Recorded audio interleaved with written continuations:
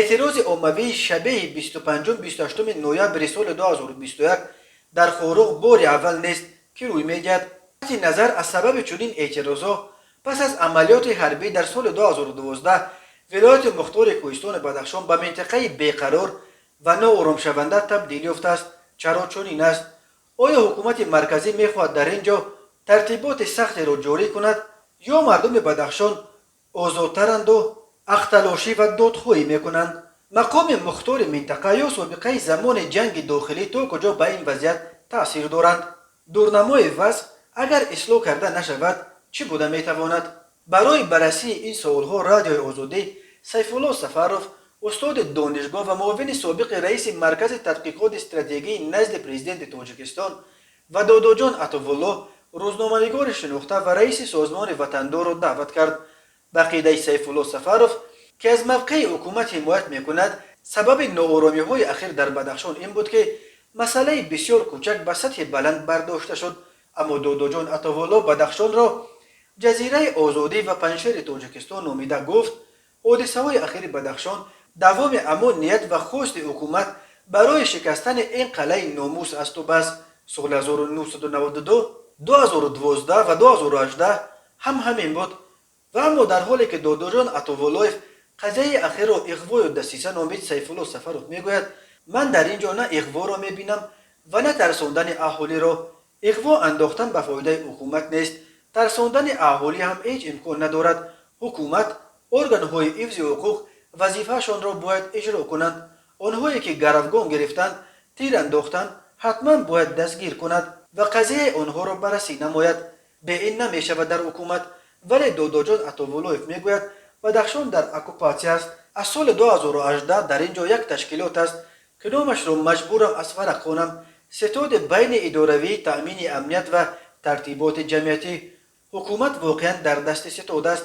ولایت را حربی ها، گنرال ها اداره میکنند. هر کجایی که حربی ها مدیریت را به دست میگیرند این عاقبت خوب ندارد و ما این را دیدیم. نخود یک حکومتی که وهم و وایمه میکند که ما این داریم و آن داریم نمیتواند یک جوان 20 ساله گلبدین زیوبیکوف را دعوت کنند و به تیرپرانی دستگیر کنند.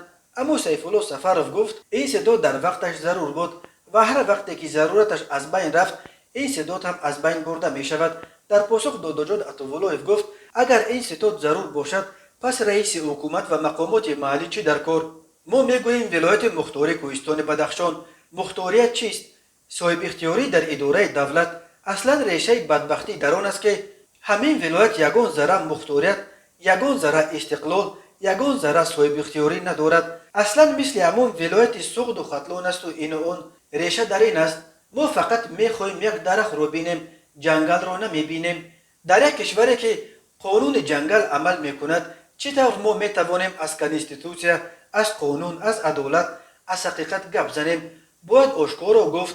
باز یک بار دیگر میگویم یکی از مقصدهای اساسی حکومت از سال 1992 تصرف کردن شکستن آخرین نقطه، آخرین جزیره آزادی در تاجیکستان بدخشان است و بس.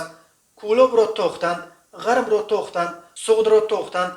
تنها امین بدخشان بود که میخواهند امروز همین سر بلند را برند. همه حرفهای دیگر دیپلماتیا، کودک بازی و مسخره بازی است و خلاص. و اما سیفالله سفروف گفت با این فکر راضی نیست. در شهر کولاب هم امین گونه یک حادثه بود. به یادتون باشد تانک رفته بود، ارتش رفته بود، یک بنای نرکمافیا را از بین برده بود.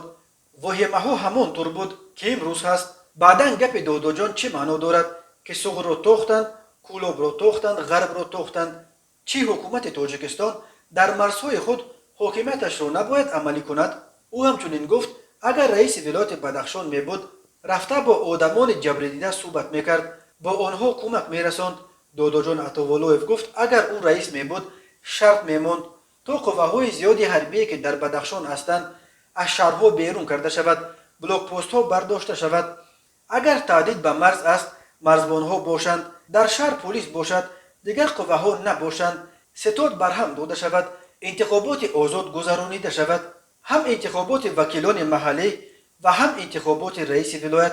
تا اگر این چیز نشود هر حاکمی که دوشنبه انتخاب میکند از اراده دوشنبه وابسته است.